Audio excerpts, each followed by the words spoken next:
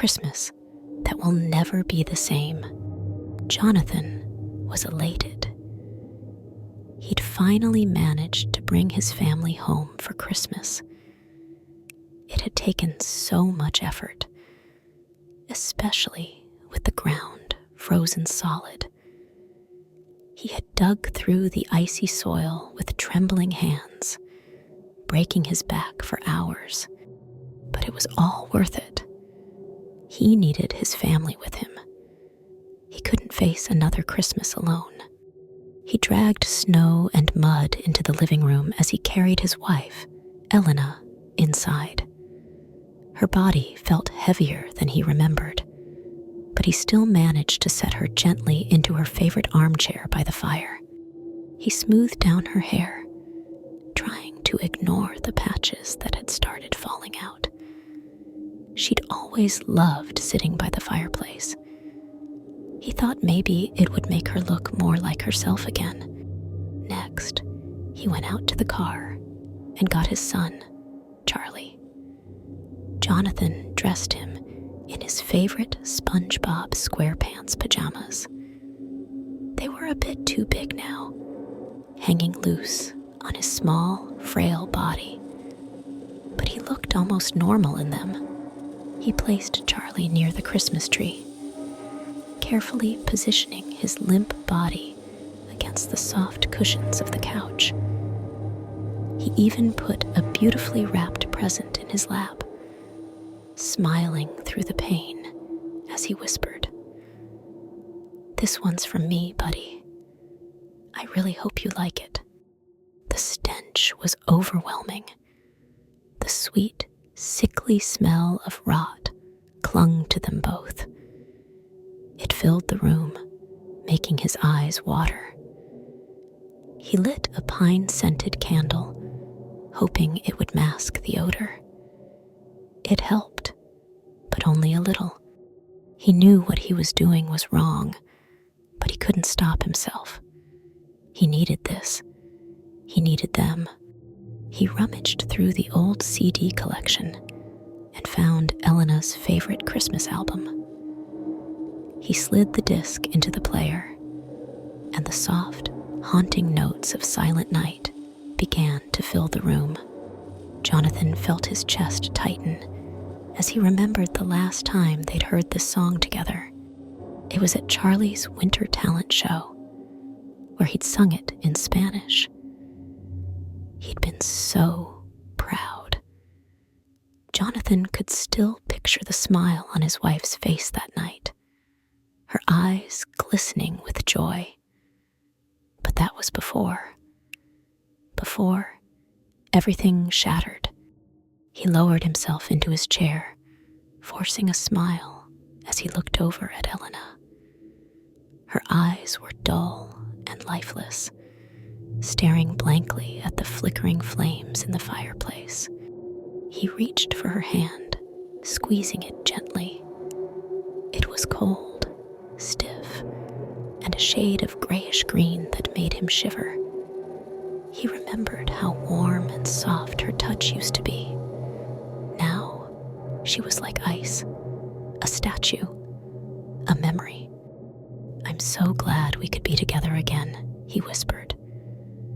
His voice cracked, but he kept talking as if she could hear him.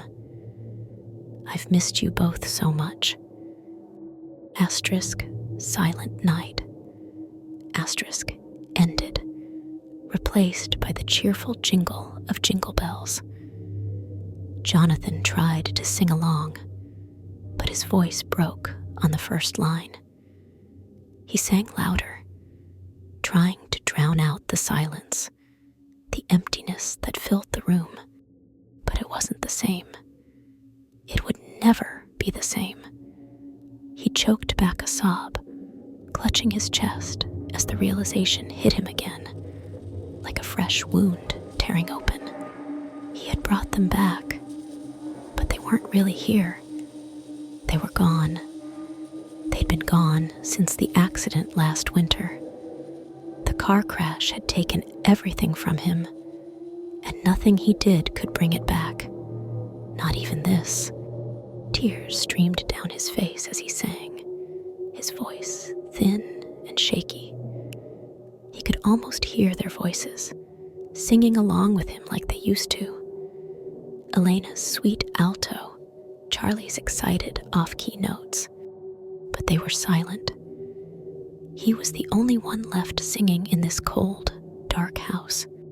The song ended, and Jonathan collapsed onto the floor, curling up into a ball.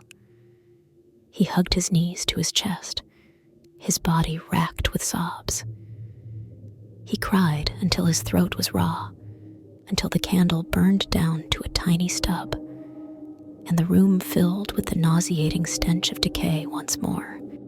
The fire in the fireplace sputtered and died, leaving the room in darkness, except for the faint glow of the Christmas lights.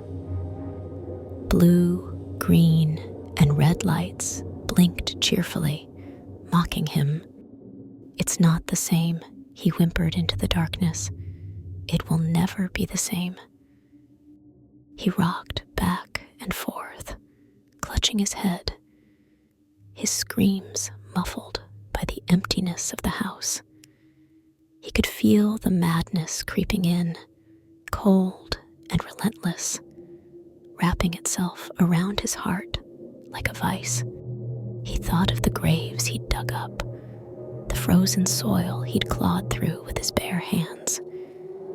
He'd wanted them back so badly, but now, looking at their lifeless bodies, he realized his mistake. "I should have left you where you were," he whispered, his voice a broken, hollow sound. He pushed himself up, staggering over to his wife's chair. He kissed her forehead, even though her skin felt like stone. Then he went to Charlie, kneeling by the tree and pressing a kiss to his cold, unresponsive cheek. "I'm sorry," he said. "I'm so sorry." He slumped down next to his son, resting his head against the lifeless little body. The last ember in the fireplace flickered and went out. The house grew colder, the silence deeper. Jonathan closed his eyes, letting the darkness take him.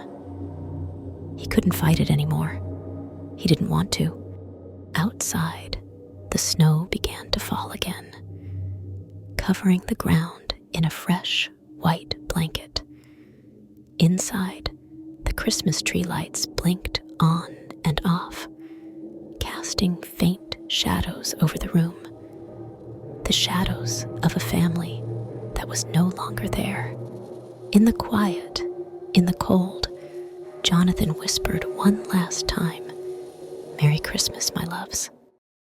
If you enjoyed this story, leave a like and subscribe to the channel so you don't miss the next